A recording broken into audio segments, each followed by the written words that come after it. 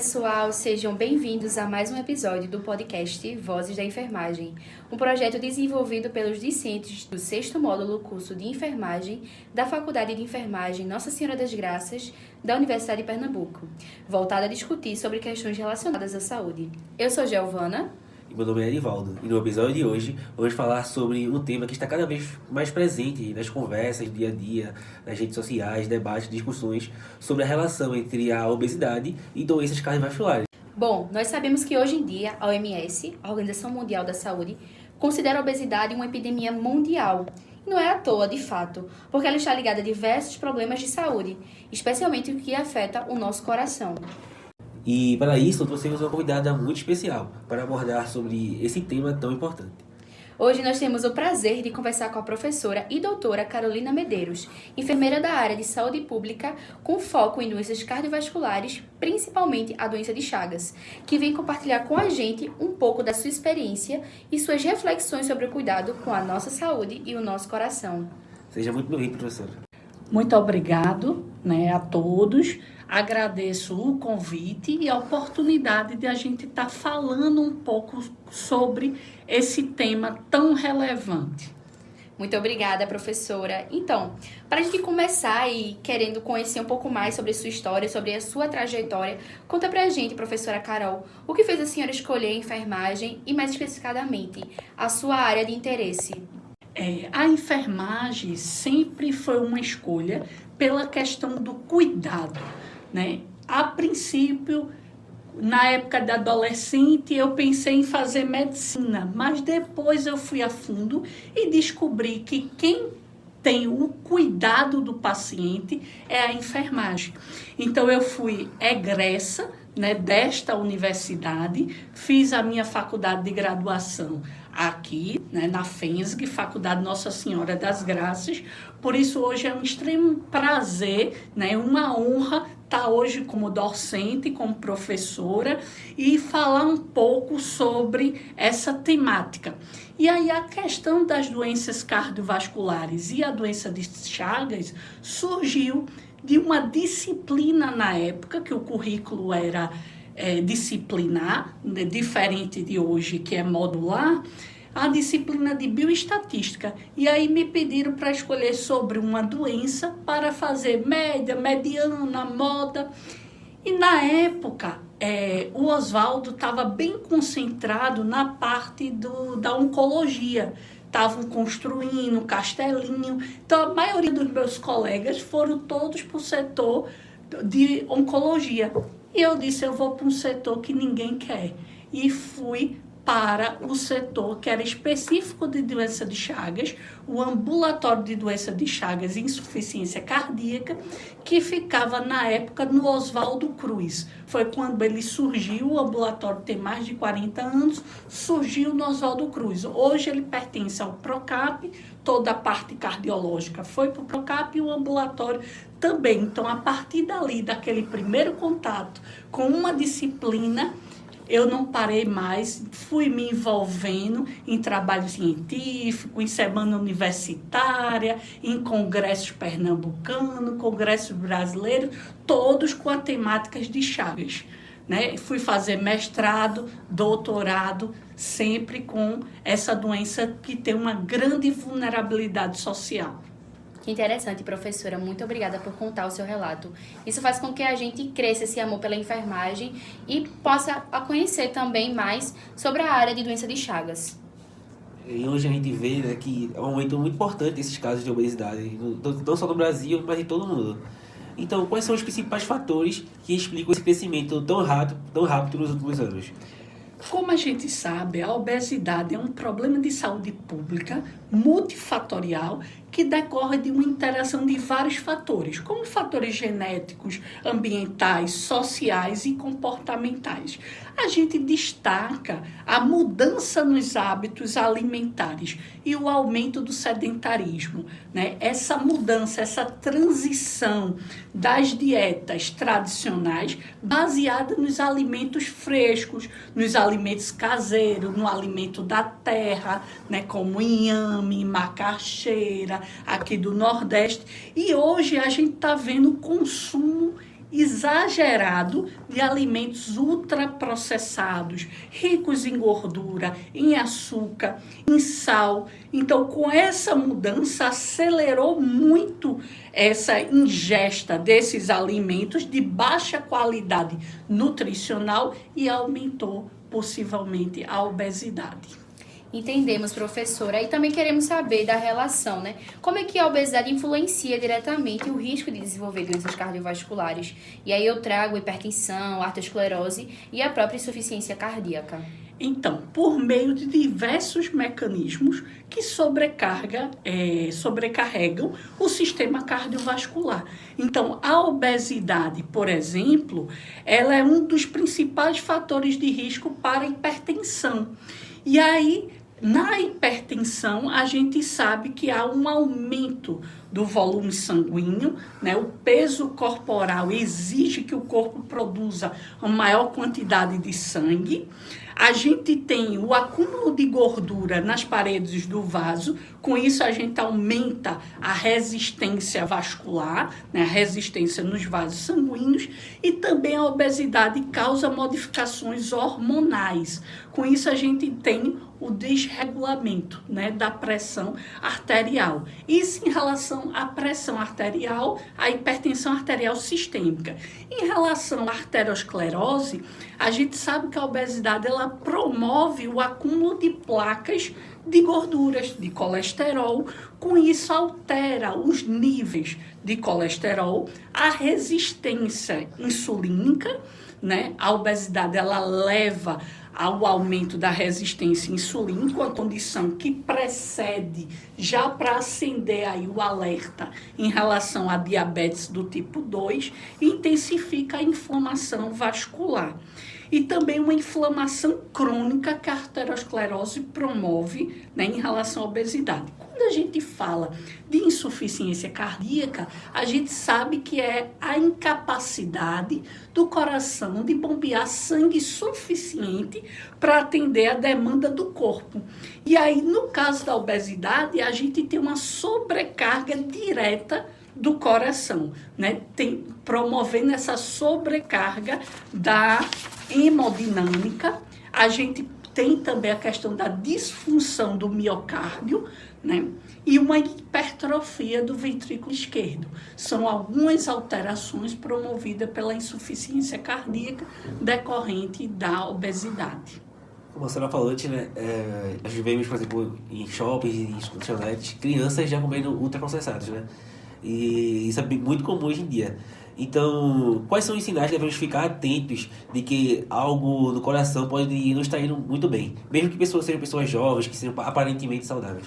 Isso. Um dos principais sintomas e sinais, né, que nós temos que ficar alerta, falta de ar, um cansaço excessivo, diferente de você fazer uma atividade de rotina e nunca ficava cansado. E de repente você passa a ter essa mudança. Palpitações, né, o aumento do ritmo, arritmias, desmaio ou tontura do nada, né, que aí a gente chama de síncope, que é esse desmaio, o inchaço nas pernas, nos pés, que chamamos de edema, uma tosse persistente, suor frio, náusea, indigestão, são alguns dos sinais que pode o seu corpo estar reagindo, que alguma coisa não está bem em relação ao sistema cardiovascular. Bom, professora, a gente fala muito dessa parte dessas doenças cardiovasculares que são as mais conhecidas, né? A hipertensão, o infarto, o colesterol alto. Mas existem outras condições cardíacas e clínicas que recebem pouquíssima atenção.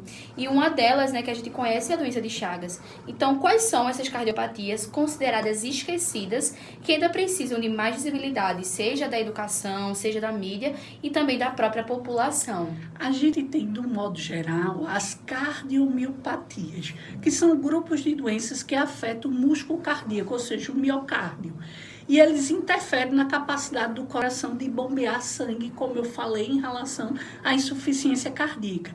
E temos uma cardiomiopatia hipertrófica, a amiloidose cardíaca, que é uma doença rara, que hoje está se aumentando, né, a falar um pouco mais sobre ela. e também endocardites infecciosas. E a cardiopatia de etiologia, ou seja, causada pela doença de Chagas, que aí já a doença já está numa forma crônica, que a doença é causada pelo parasita, o Trypanosoma cruzi, e transmitida por algumas formas, como a forma vetorial, forma oral, transfusão de órgãos e tecidos, né? E aí, uma das principais alterações, não só a doença de Chagas altera o acometimento, a manifestação cardíaca, a doença de Chagas também pode alterar a parte digestiva, como o esôfago, como o intestino, mas o cardíaco acaba sendo uma das manifestações mais graves.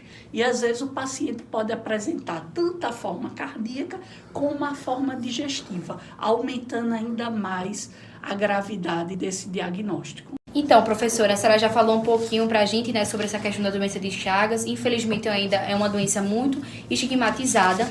Mas a gente queria saber, né, a senhora atua diretamente com pacientes e pesquisa sobre doença de Chagas. E aí, quais são os maiores desafios que a senhora encontra no diagnóstico e acompanhamento dos pacientes com a forma cardíaca da doença? A gente sabe, um dos maiores que eu acho dificuldades é a questão do conhecimento sobre a doença. Quando a gente não tem o conhecimento, atrasa o diagnóstico. Então, muitas vezes, passa despercebido, porque a doença de Chagas ela tem duas fases, a fase aguda e a fase crônica. A fase aguda, ela se assemelha a várias outras doenças, é o que a gente chama de sinais e sintomas inespecíficos, como uma febre alta, como falta de apetite, como um cansaço. Então, muitas vezes, aquilo pode passar como diarreia, como vômito, pode passar como um caso de uma virose e ninguém pensa em doença de Chagas.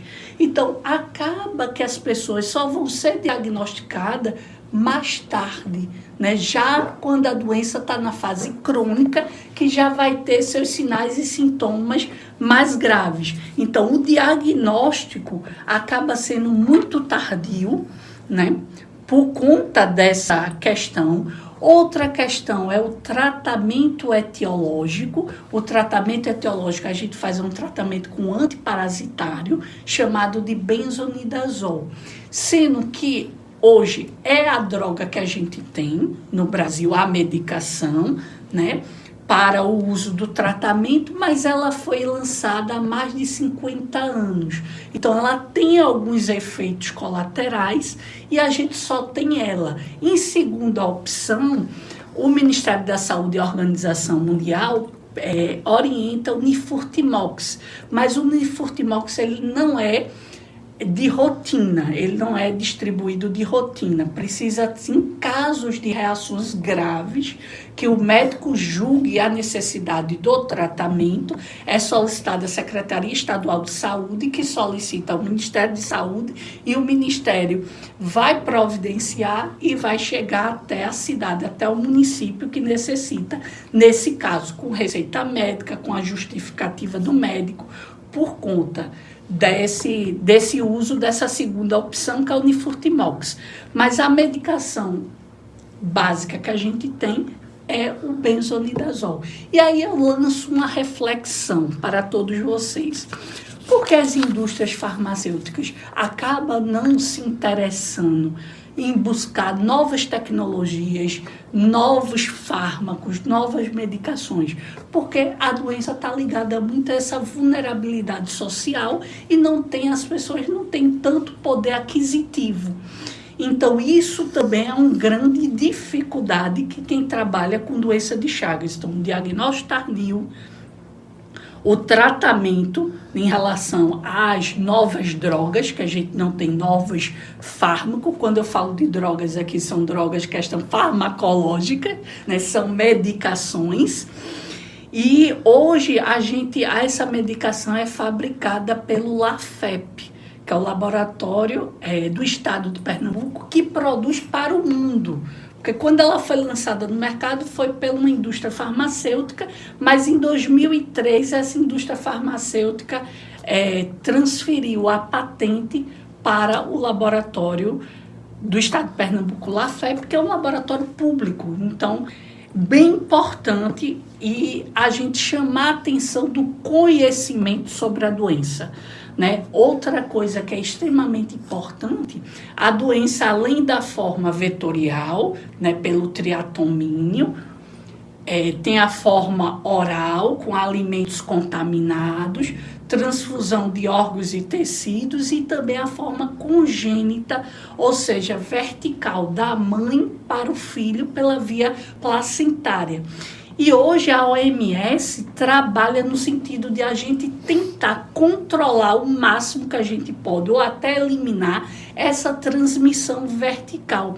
E reforçar a atenção principalmente em relação às mulheres em idade fértil.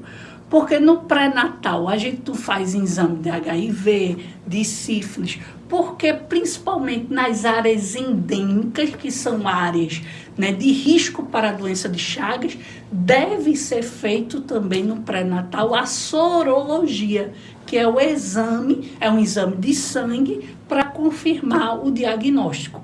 Então isso a gente está trabalhando em vários projetos que hoje o Brasil está envolvido em busca desse maior desafio. Então, para mim, o maior desafio também é a adesão desses pacientes ao tratamento do modo geral. Não só o tratamento etiológico, que é essa medicação específica, mas o tratamento da doença como um todo. O tratamento da doença, quem tem doença de Chagas, quem tem o acometimento cardiovascular, precisa controlar a pressão, precisa controlar a arteriosclerose, né? A questão dos níveis do colesterol, precisa controlar a obesidade.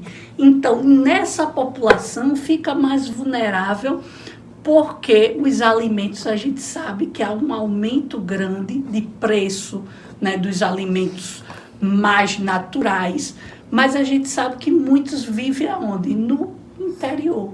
Então, no interior, a gente tem alimentos, frutas, verduras, né, as raízes, como macaxeira, inhame, batata doce. Então, preferir se alimentar mais saudável para a gente evitar a questão da obesidade. Obrigado, professora. A senhora tem alguma coisa a mais que a senhora queria falar, depois de tudo isso que foi dito, alguma observação, tanto para profissional de saúde ou como população em geral? Eu ia deixar aqui agradecer, né, a oportunidade e deixar a mensagem que tratar a obesidade não é só questão de estética, é tratar também a questão da saúde e da qualidade de vida, principalmente na população geral. É importante para todos, não só com doença de Chagas, mas toda a população. Então eu deixo aqui muito obrigado e que tenham um ótimo dia a todos. Muito obrigada, professora. A conversa está muito boa, mas infelizmente chegamos ao fim de mais um episódio do Vozes da Enfermagem. Agradecemos muito a sua participação, né, professora e doutora Carolina Medeiros, que compartilhou conosco a sua expertise e a sua visão. Foi ótimo poder aprender tanto sobre esse assunto e espero que você, e ouvinte, também tenha gostado. E não se esqueça de compartilhar esse episódio. Siga nosso podcast nas plataformas digitais YouTube e Spotify, Vozes da Enfermagem. E acompanhe os próximos episódios. Tchau, tchau.